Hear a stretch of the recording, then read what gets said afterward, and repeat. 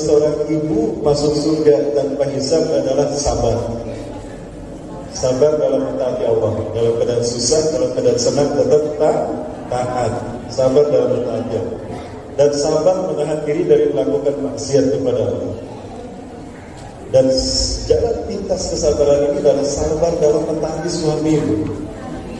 Betapapun kondisi suami ibu, betapapun sedikit amal ibadah ibu sekalian, kalau ibu bisa membuat suaminya ridho, maka ibu masuk surga tanpa hisab. Ayyuma mura'atin maka wa zawjuha an hawadid dafaratul jannah. Pak, saya kesini dulu sebentar. Ini ibunya banyak, tapi ini belum ibu-ibu, ini calon ibu semua ya. Rasulullah SAW mengatakan, siapapun wanita yang meninggal dunia, betapapun sedikit amal ibadahnya, tapi suaminya ridho sama ibu-ibu, maka dia pasti masuk surga. Gitu Bu. Jadi ibu mau bikin suami ridho Bu? Siap Bu? Ya. Suaminya nikah lagi ridho tidak? Gak ada yang jawab Pak. Baik. Yang saya hormati dan saya muliakan karena Allah, Bapak Kepala Desa Adil Makmur, tidak pakai sejahtera. Adil Makmur, Bapak Ustaz Abdul bin Purba, SPDI, Mazakullah Ustaz. Saya selalu Ustaz bersama keluarganya, bagiannya sekolah keluarga. Yang saya hormati dan saya muliakan karena Allah, Ta'asati dan Asatidah yang istiqomah dalam menegakkan Islam di Desa Adil Makmur ini dan sekitarnya. Yang saya hormati dan saya muliakan karena Allah, para sesepuh, para tokoh sekalian yang dirahmati Allah, muspika setempat dari aparat yang sama-sama hadir pada kesempatan kali ini. Yang saya hormati dan saya muliakan karena Allah, para mahasiswa, mahasiswi, banyak mahasiswi, ada mahasiswanya? Oh, ada mahasiswanya. Para mahasiswa, mahasiswi dari Siantar Universitas Islam Sumatera Utara, ISU. Ya. Selamat menjalankan tugasnya. Ini masih juga. Kok nggak pakai jas? Selamat melaksanakan tugas dalam KKN. Semoga Allah mudahkan dan disampaikan pada hasil yang cukup mengembirakan. Juga hadirin Bapak Ibu sekalian dari kata Allah.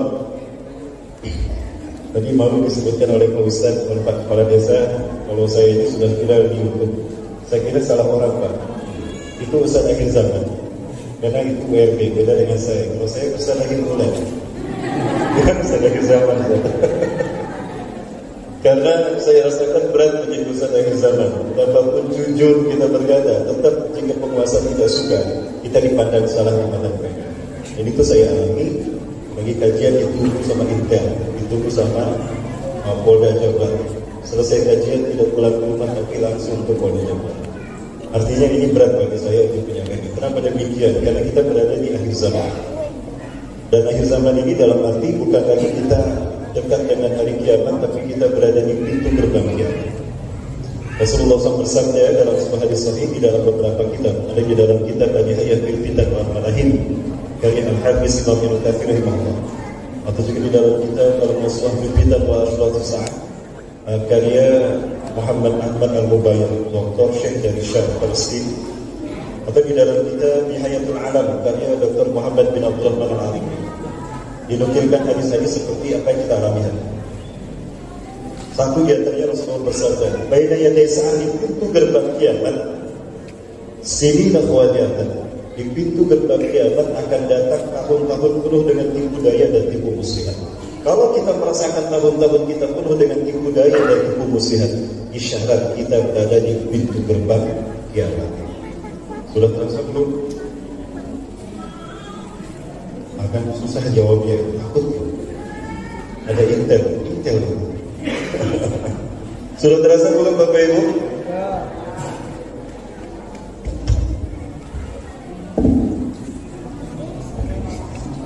Ya.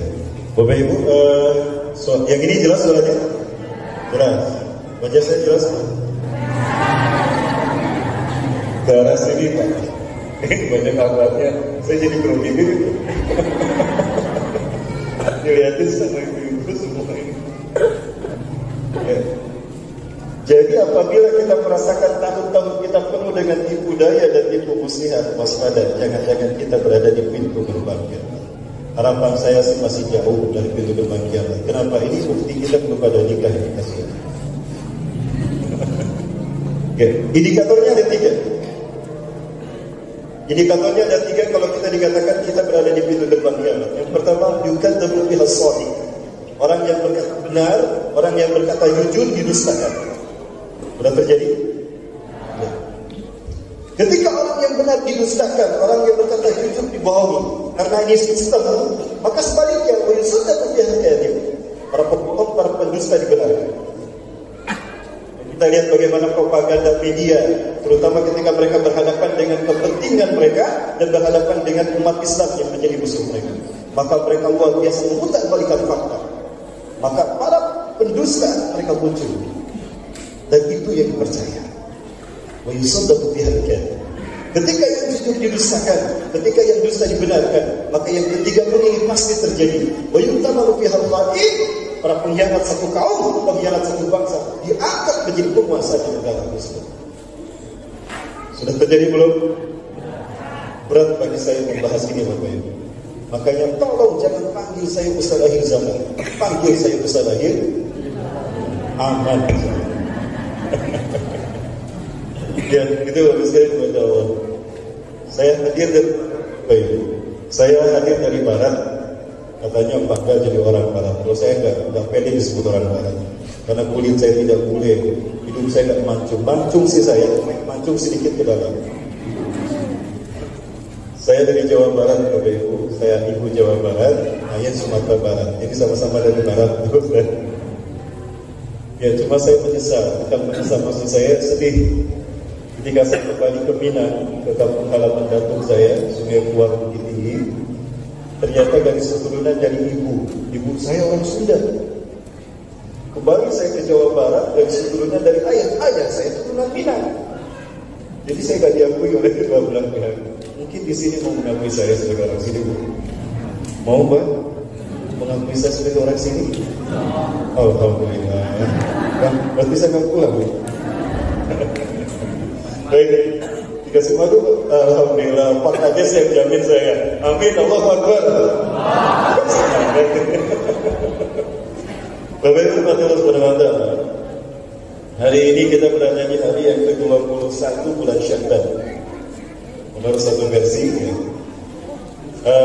Artinya kita sebentar lagi, 9 hari lagi setelah ini kita akan memasuki bulan Ramadan. Satu bulan yang sangat mulia.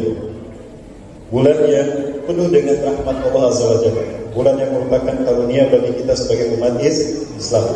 Kenapa dikatakan karunia bagi kita sebagai umat Islam?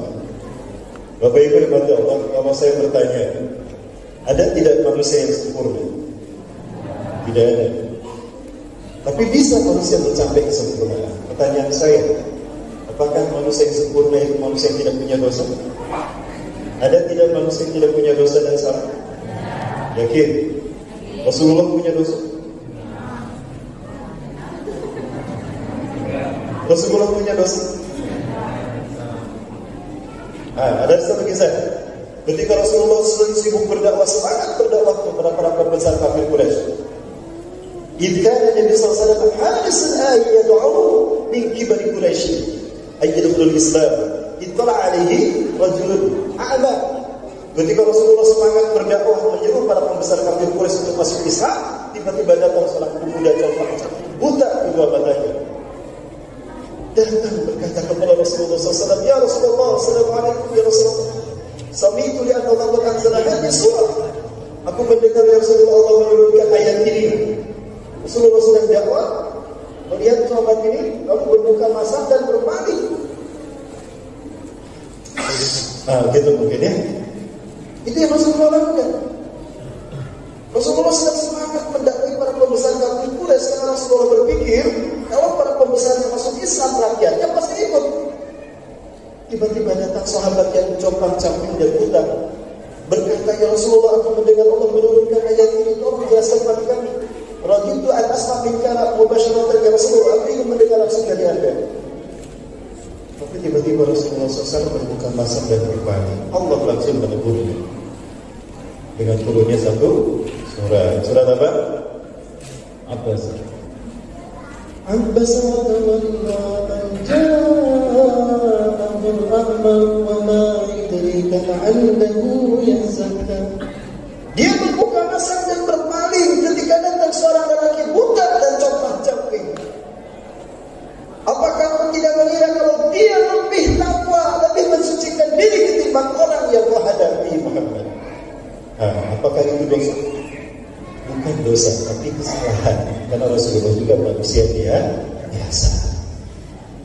Nangis Rasulullah langsung beranjak. Hati beliau berhenti, minta maaf sebesar-besarnya. Dirangkul itu sahabat Abdullah bin Ubay bin Salul.